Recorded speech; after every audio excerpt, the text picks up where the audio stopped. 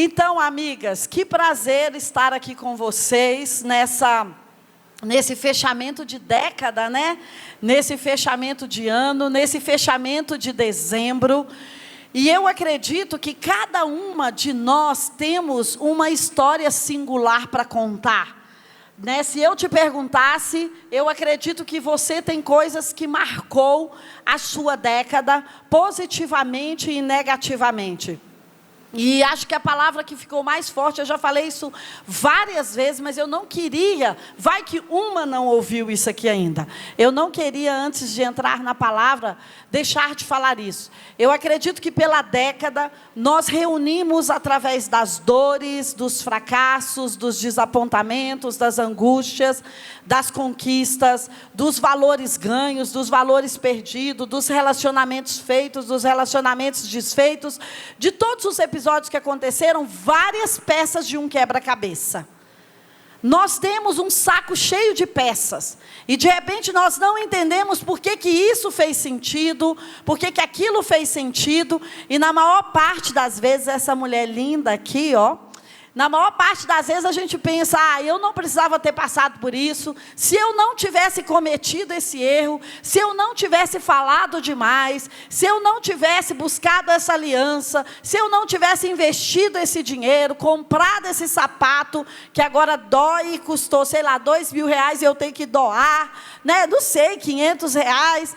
Então, nós muitas vezes estamos perguntando por que temos aquelas peças na mão. Mas Deus tem falado comigo desde janeiro sobre isso. Eu falei, já está cansativo, mas como é a última vez que vocês vão me ouvir esse ano por aqui, eu ainda vou falar.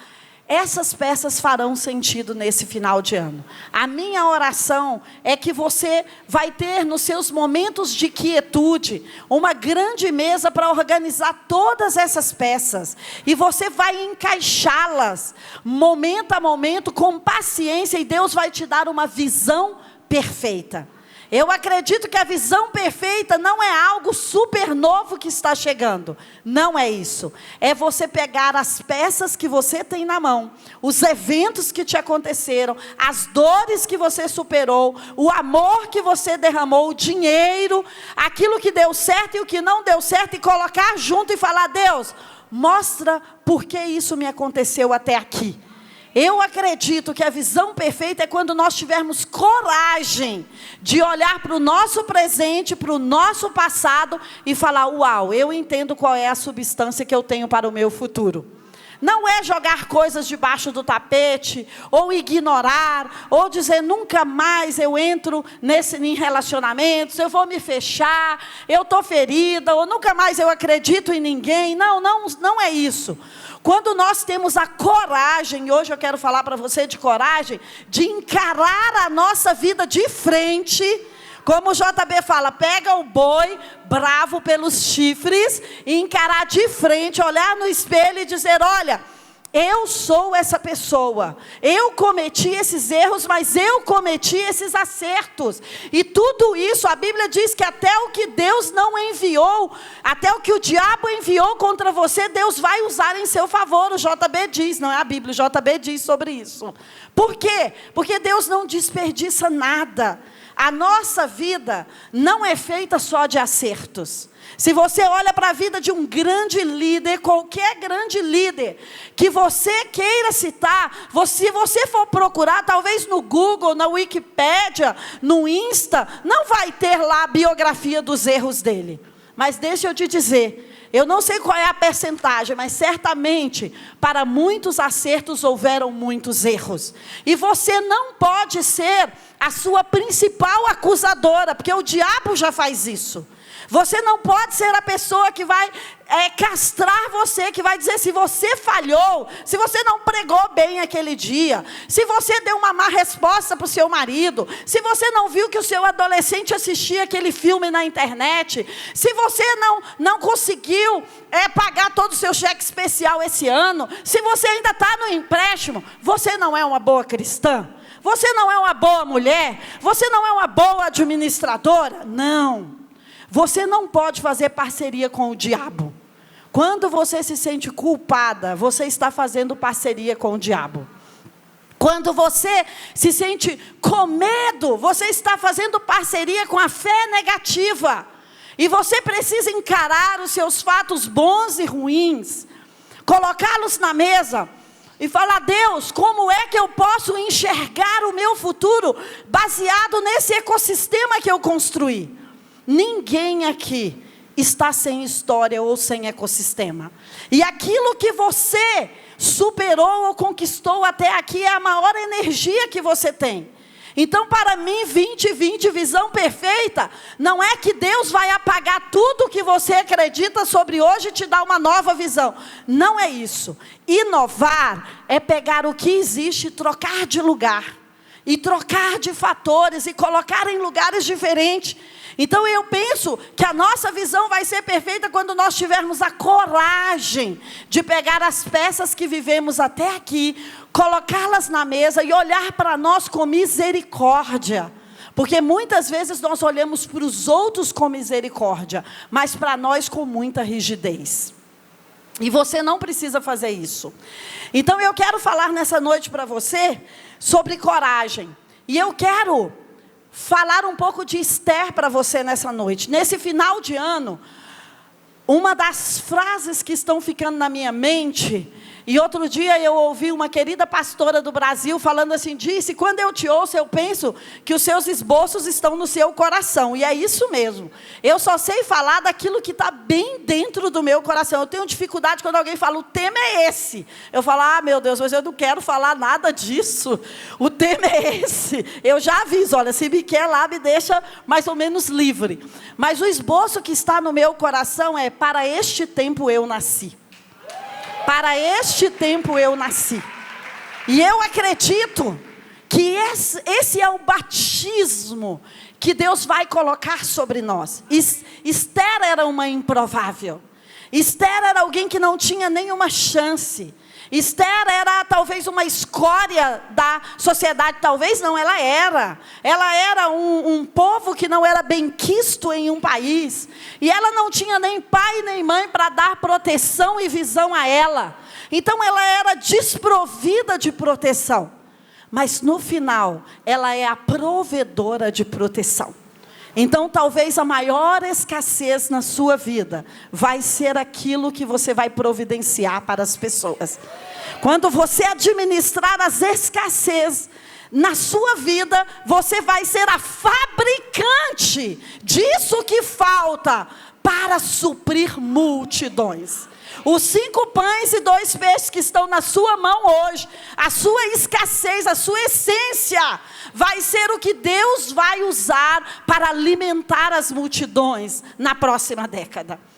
E Esther, ela olha para ela, apesar de todo aquele ecossistema, por isso que eu estou falando, você não pode ignorar o seu ecossistema, o seu passado, as feridas, as dores, os relacionamentos quebrados, porque hora nenhuma o livro de Esther esconde isso. O livro de Esther fala: nós estamos aqui como oprimidos nessa terra, você é órfã, você tem um tio, vai ter um concurso lá, eu quero que você vá, mas você não vai dizer que você é judia, você vai se preparar.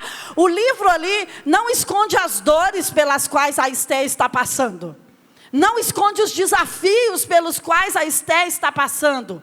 Não esconde as crises pela qual a Esther está passando. Não é que você vai falar isso para todo mundo, né? Como disse a Beni Brown, vulnerabilidade não é chegar lá no Instagram e no Facebook e falar: deixa eu contar das minhas feridas e as minhas dores. Vulnerabilidade é você procurar ser vulnerável, é você procurar pessoas que vão te dar um teto, uma atmosfera segura para falar daquilo que está doendo para você. Mas, Esther, se você olha para aquele livro, talvez uma palavra, eu não sei qual é a palavra que você resumiria a vida dela, mas eu resumiria com coragem. Por quê? Porque ela não teve medo de, mesmo sendo uma sem pátria, estando ali em outro país, em se classificar para o cargo mais alto do país como uma mulher. E às vezes quando nós olhamos para as nossas dores, para os nossos passados, para as nossas perdas, Nós pensamos, não, eu não posso me qualificar para aquele cargo. Eu não posso sequer entrar naquela fila, ou naquele banco, ou eu não posso sequer pensar em ir para aquela igreja, ou para ir para aquela empresa, ou ir para aquela viagem, porque eu sou inapropriada, inadequada, eu não sou capaz. Mas Esther encara o passado dela, e ela fala, tio, se você está me dando uma direção, eu vou seguir. Você tem alguém que acredita em você? Então essa pessoa é um protetor sobre a sua vida. Essa pessoa é uma protetora sobre a sua vida. Se você tem uma pessoa que acredita em você, isso é uma proteção sobre você. Mas se você tem pessoas que não acreditam em você, isso é drenando a sua força. Porque a Bíblia diz que toda boa dádiva e todo dom perfeito vem de onde? Do Pai das luzes. E Deus acredita em mim e em você. Deus acreditou em Pedro mesmo quando Pedro o traiu. Mesmo quando Pedro o deixou, o feriu. Ele falou, Pedro, eu estou aqui para a gente consertar o nosso passado. Mas eu acredito em você, vai, e eu vou edificar a igreja sobre você. Então, se nessa década, a incapacidade, a ser inadequado, ser imperfeito para alguma situação, tirou você daquela fila, eu vim aqui para dizer para você, volte para a fila que você acredite. Volte para o lugar que você acredite. Porque não é porque não deu certo da primeira vez que não é para você. Não é porque não deu certo da segunda, terceira e quarta vez que não é para você. Não é porque você não tem dinheiro suficiente para abrir aquela empresa que isso é um sinal de Deus. Não é porque você não emagreceu o quanto você queria que você tem que aceitar que, não vai ser assim, não tem jeito. Não. Tudo vai requerer coragem. E coragem não significa que eu não vou ter medo. Coragem significa que eu não vou ter controle sobre os resultados que vão acontecer. Quando nós ficamos assim, eu só vou dar esse passo quando eu tiver certeza, isso não é coragem. Coragem é quando eu vou fazer o meu melhor para entregar isso, mas eu não tenho controle sobre os resultados. Isso é coragem. Eu não sei como vai ser. Coragem é depender de Deus. Coragem é Esther que fala entre centenas de mulheres, eu vou estar ali e eu não sei se eu serei escolhida. E talvez eu não serei escolhida, mas eu vou dar o meu melhor. Quando nós damos o nosso melhor, independente se nós chegamos ao alvo ou não, nós já somos vitoriosas. Porque o nosso melhor vai estartar uma atmosfera de legitimidade ou de autenticidade dentro de nós. Então, Esther é corajosa. E Esther está ali, depois que ela conquista o trono, porque ela foi ser rainha, os desafios da vida dela não param. E deixa eu te dizer, nós estamos aqui numa geração para implantar o reino de Deus. E não dá para sermos românticos. Os tempos não vão ser mais fáceis. Nós é que vamos ser mais fortes para os tempos. Nós é que vamos ter mais estrutura emocional e espiritual para os tempos. Nós vamos achar mais fácil, sabe por quê? Por causa da nossa superação, por causa da nossa coragem, por causa da nossa dependência. Porque uma vez que a gente multiplicou os 5 pães e 2 peixes, a gente sabe como multiplicar 5 pães e 2 peixes de novo. E os desafios de Esther talvez cresçam. Porque aí o tio dela chega e fala, Esther, você sabia que todos nós vamos ser dizimados? Inclusive você, não pensa que só porque você está aí no palácio, você não vai ser dizimada, porque quando descobrirem quem você é, você perde o cargo e ainda vai ser dizimada. Será que não é para esse tempo que você nasceu? E eu vim aqui com essa pergunta no coração. Será que não é para esse tempo que você nasceu? Para resolver, para trazer soluções, para domar os poderosos. Eu estou impressionada esse final de ano pensando sobre a história de Esther, de Daniel, de José.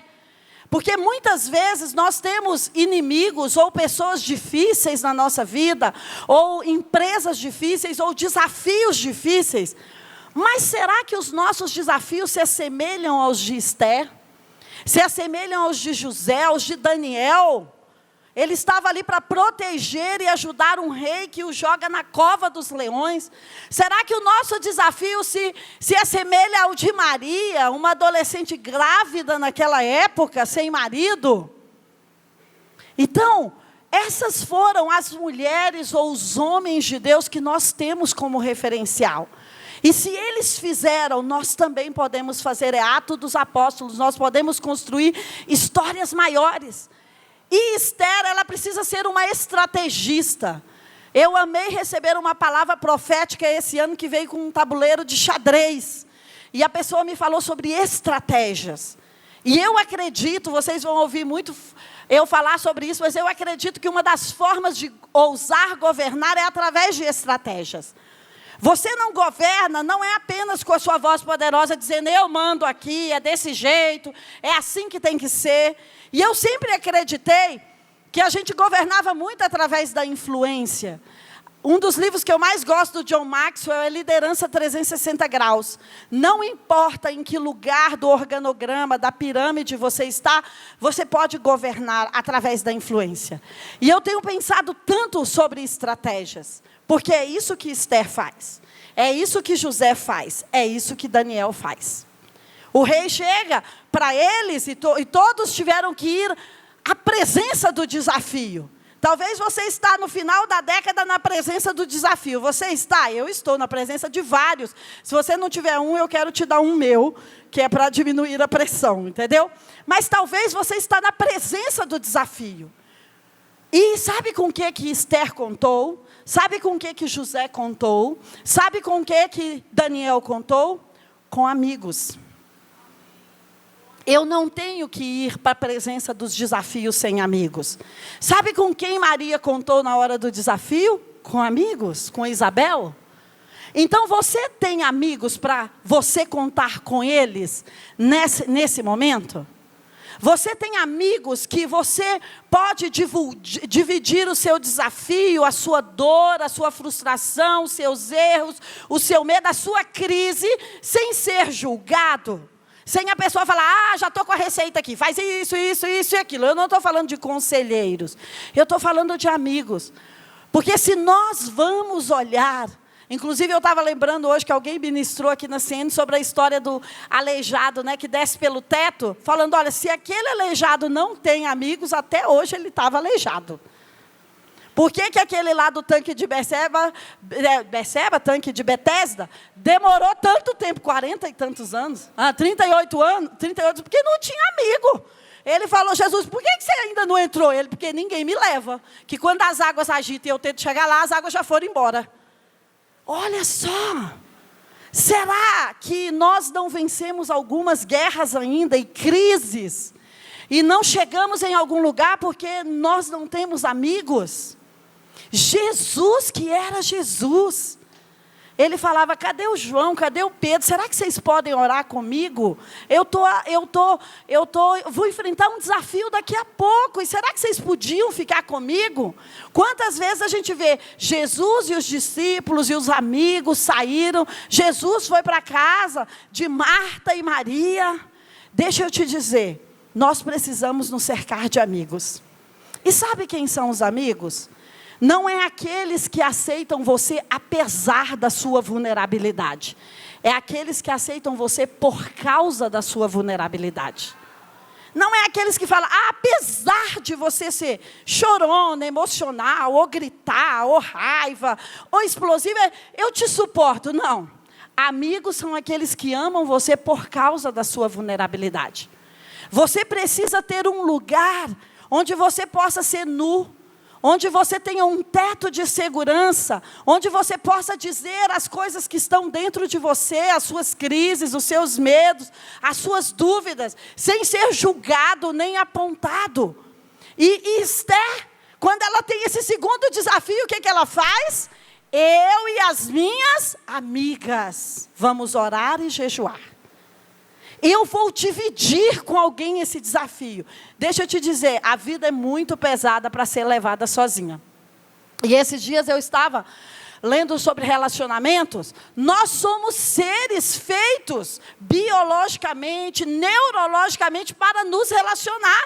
existe uma coisa chamada neurônio espelho. Se eu não me relaciono, como é que esse neurônio vai se desenvolver? É tipo assim, a Fátima está de branco, aí amanhã eu quero andar de branco. Neurônio espelho é quando você se espelha. Um neurônio do seu cérebro olha para algo e fala, eu queria ser igual. Sabe quando alguém faz assim, aí todo mundo... Sabe quando aquela pessoa começa a rir sozinho na multidão? Aí está todo mundo, que idiotice, que não sei o quê. Aí daqui a pouco aí o outro... São os neurônios espelhos. Então, existe, Deus deixou, inclusive, neurologicamente, algo que fala da nossa parte relacional. Jesus, que era, digamos, o humano mais poderoso na terra, veio aqui e andou sozinho? Não. Vamos ali curar comigo? Vamos ali multiplicar os pães comigo? Vamos ali acalmar as ondas comigo? Vamos ali curar os cegos comigo? Vamos ali levantar, Talita, come comigo? Olha, eu estou indo para o Getsemane, minha pior hora. Jesus disse, mas vamos comigo, amigos. Quem você pode chamar de amigo? Sabe, eu tenho ouvido que o maior petróleo dessa época são dados e informações. Mas eu acredito que a maior bênção e herança dessa época, tão interconectada, e que as pessoas aparentemente não precisam de ninguém, são o quê? Relacionamentos. E você precisa ter pelo menos uma, pelo menos duas, pelo menos 3 pessoas que você pode abrir o seu coração, que você pode ser nua, que você pode falar abertamente, que você pode dizer, eu estou em crise, eu dei o dízimo e nada mudou, eu estou em crise porque eu fiz o profetizando e as coisas não mudaram. Você sabe por quê? Tiago fala, se você fala para alguém, você é o quê? Curado. Nós precisamos ser curados, e Deus deixou a cura para nós através da confissão para as pessoas. Você precisa encontrar esse teto, você precisa encontrar esse lugar de segurança, você precisa encontrar essa atmosfera protetora. Talvez você fale, não é meu marido, deveria ser, não é minha mãe, não é minha irmã, mas ore por isso. Porque, inclusive, Maria, quando recebeu o peso da missão, porque deixa eu te falar, qualquer missão pesa mais do que nós podemos suportar. Se você faz uma coisa que você pode suportar, isso ainda não é missão. Missão é aquilo que pesa além do que eu posso suportar. E você precisa de quê? De gente que leva a arca com você. Como que Davi leva a arca? Sozinho? Não, gente, me empresta seus ombros. Quem está te emprestando os ombros para levar a arca? Quem está te dando uma palavra de afirmação? Esté está ali diante do maior desafio dela. E ela fala, olha, eu sei que eu corro risco de vida. Talvez você está aqui e você fala, eu corro risco de vida. Chame os amigos para jejuar. Existem potestades que só vão sair com jejum e oração. Mas Deus é o seu protetor e o seu guardador. E se preciso for, tem que procurar, alguma área da justiça também. Mas procure amigos que vão guardar você na hora da missão, do peso, da dificuldade, da frustração. Então eu penso que esse final de ano, fazer esse levantamento do que nos aconteceu, encarar de frente aquilo que temos até aqui, sem espiritualizar ou emocionalizar ou idealizar tudo. Eu queria ser assim. Hoje eu estava lendo um índice de uma pesquisa que me mandaram, que uma das maiores causas de depressão está sendo as pessoas que estão mais conectadas às redes sociais. Porque elas olham aquilo ali e falam, poxa, eu não alcancei esse padrão, eu ainda não consegui. Olha como a vida dessa pessoa é perfeita, as comparações. Deixa eu te dizer, viva a sua vida real. O que você tem? São 5 pães e 2 peixes, então quando você dá graças, você pode alimentar a você e as multidões.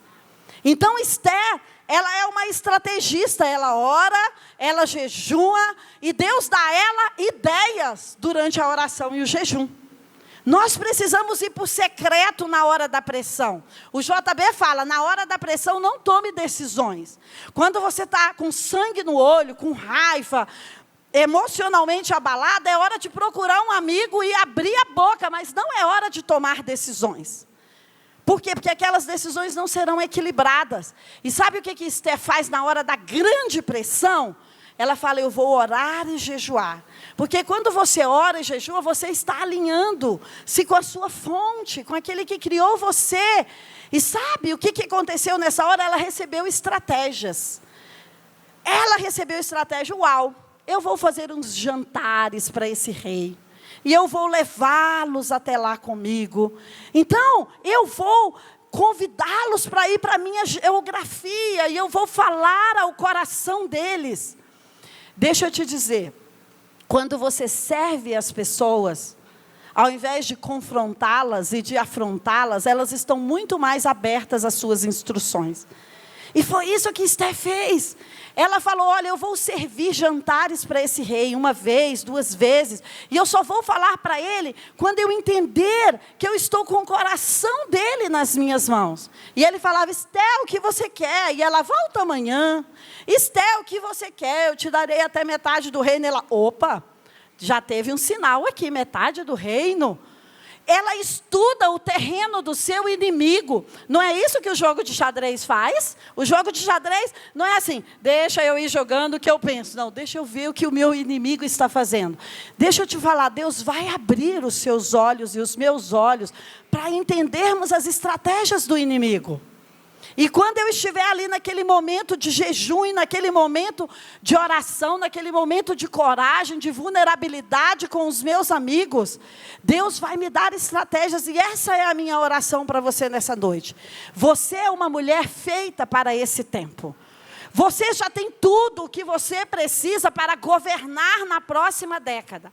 E a ousadia ou a coragem virá através dos amigos que vão estar com você. E virá através das estratégias que Deus vai te dar nessa hora do profético. Nessa hora dos momentos difíceis. Eu estou assistindo uma série com as crianças lá em casa que é Supergirl.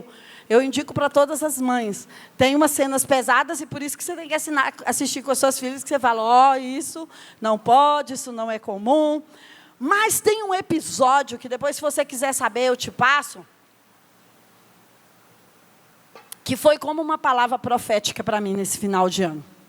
Eu amo falar de atmosferas. E eu acredito que você pode mudar atmosferas. E a Supergirl, ela está ali para defender uma cidade. Tem vários vilões. E nessa temporada específica, ela está lutando com um vilão de tecnologia. E esse vilão, ele cria uma instrução, um programa, através das redes sociais, das televisões, porque é uma cidade super conectada. E ele coloca uma espécie de controle mental utilizando alguma área do cérebro. Inclusive, no episódio fala, ele está utilizando, tipo assim, o lóbulo frontal. Eu só estou usando como exemplo, não sei se foi isso. Ele usou isso. E as pessoas chamam a Supergirl, só ela e mais uns amigos.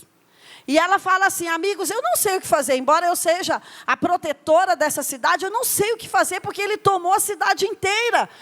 E um amigo dá essa ideia para ela. Olha só, Supergirl, porque amigos vão te dar estratégias mesmo sem querer ou querendo.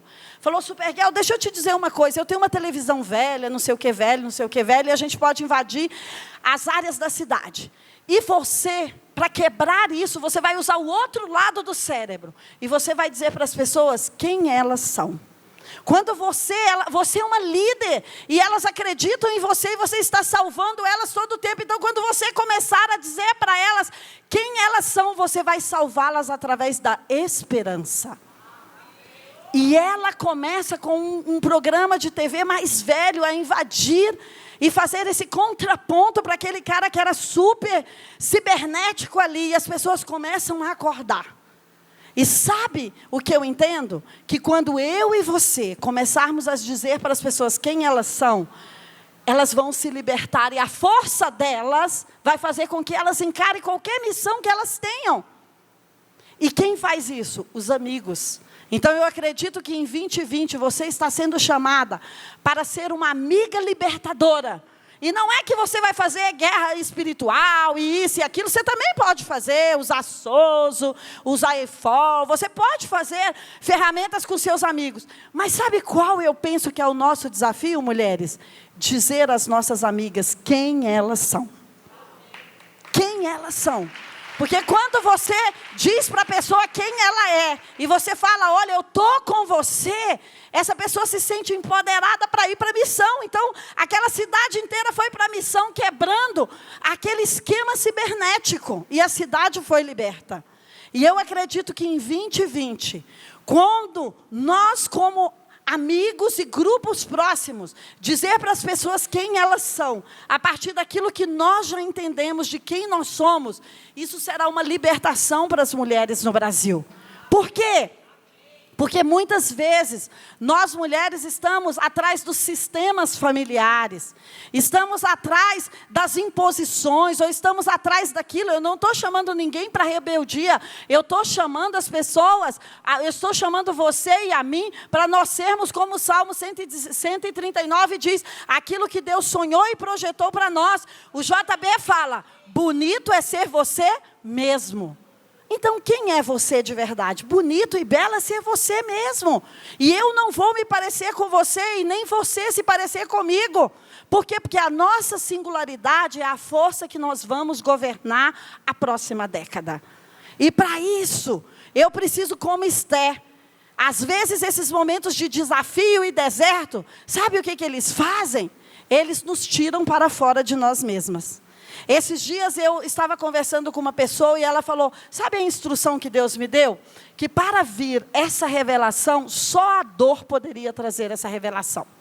Não é que eu estou aqui querendo promover o sacrifício, o masoquismo, não é nada disso, mas deixa eu te dizer, nenhuma dor é por acaso. Onde está doendo em você? Pesquisa mais fundo, porque tem revelação para vir aí. Pesquisa mais fundo, porque quando você aprender a tirar essa área da sua vida da escassez, você vai alimentar as multidões, você vai ser a fabricante de energia, você vai ser a fabricante de palavras, você vai ser a fabricante de legitimidade, de unção para essa pessoa. Eu amo o texto de Isaías que diz, o Espírito de Deus está sobre mim e me ungiu para. Então, quando nós temos o Espírito de Deus, Ele nos unge para missões. E quando é que eu vou cumprir as missões? Quando eu entendo a minha missão. Quando eu sei, e aquele texto ali vai dizer, você está aqui para quebrar isso, para fazer aquilo, para restaurar, para sarar as pessoas. Então, quando eu hospedo o Espírito Santo, o JB ontem falou a consciência de Deus. Quando eu tenho consciência de Deus na minha vida, eu posso quebrar as atmosferas ruins que estão sobre a vida das pessoas. E eu penso que a sede, a essência, o coração de Ouse Governar é quebrar as atmosferas malignas das pessoas que estão próximas de nós. Não é dar palavras de instruções ou grandes palestras, não é isso, é em pequenos grupos. Você chamar as pessoas de dentro delas, salva a bona, você dizer para elas, olha, vem para fora, eu estou vendo você aí. O mundo não está carente de pessoas capacitadas. O mundo está carente de pessoas que precisam de proteção e de que a gente acredite nelas. Muitas vezes as pessoas têm a capacidade e o dinheiro para fazer o produto ou o serviço. Mas sabe o que elas estão precisando? Eu vou com você. Eu estou aqui dando certo ou dando errado, eu vou com você. Por quê? Porque é isso que nós precisamos, de amigos, ou de pai, ou de mãe, ou de conselheiros que peguem do outro lado e digam, eu estou indo para você com 2020, mas eu só tenho cacos, eu não tenho nada, não sobrou dinheiro, eu estou com R$5, não tem problema, eu vou com você. Você já pensou tudo que você superou até hoje? Você já pensou o quanto Deus te livrou até hoje? Por que hoje que você tem mais relacionamento com Ele, Ele te abandonaria? Não faz sentido. O que você conquistou até aqui, os livramentos que você teve, não foi para o seu passado. Se hoje você tem mais aliança com Ele, mais intimidade com Ele, mais dependência, se hoje você está se lançando nele, por que Ele te abandonaria nessa jornada? Ele diz, eu é que sei que pensamentos eu tenho ao vosso respeito para te dar o futuro que você está esperando. Ele é que tem esses pensamentos para nós. E talvez como Maria, você está encarando um grande desafio na vida. Talvez como José, talvez como Noé. Você está encarando um grande desafio na vida, talvez como Davi. Todas essas histórias que você for olhar, as pessoas tinham o quê? Companheiros de jornada. Então eu vim aqui nessa noite desafiar a você. Pegue as suas peças e peça a Deus para te dar uma visão. Encontre os seus parceiros de jornada. Encontre os seus amigos. E diga: amigo, a minha missão está me consumindo. O desafio que está sobre mim de salvar aquele casamento, de salvar aquele ministério, de fazer isso, aquela empresa está me consumindo. Mas você fica comigo aqui? Você fica do meu lado aqui?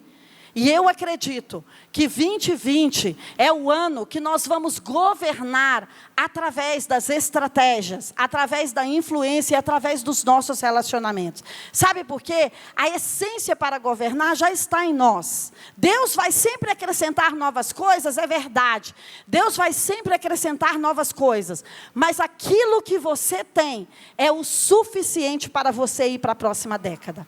Eu vim aqui nessa noite pensando em dizer para você: o seu cofre não está furado, o seu baú não está furado, as suas reservas emocionais não estão em baixas, a sua intimidade com Deus não está quebrada. Quantas mentiras talvez nós estamos ouvindo nesse final da década sobre a nossa incapacidade. Deixa eu te dizer, você é a mulher que Deus fez para esse tempo. E Ele confia a organização do mundo na minha mão e na sua mão. Ele confia a ordem do mundo na minha mão e na sua mão. Sabe por quê? Nós somos ligadas à fonte. E o Espírito Santo é aquele que nos ensinará todas as coisas. Não tenha medo em 2020. Não é um slogan. Não é que você não vai ter sentimentos de medo, de receio, mas é porque nós vamos ter coragem. E para usar aquilo que Deus já deu na nossa mão, aquilo que vai fazer os milagres que você está esperando em 2020, para qualquer área da sua vida, já está nas suas mãos.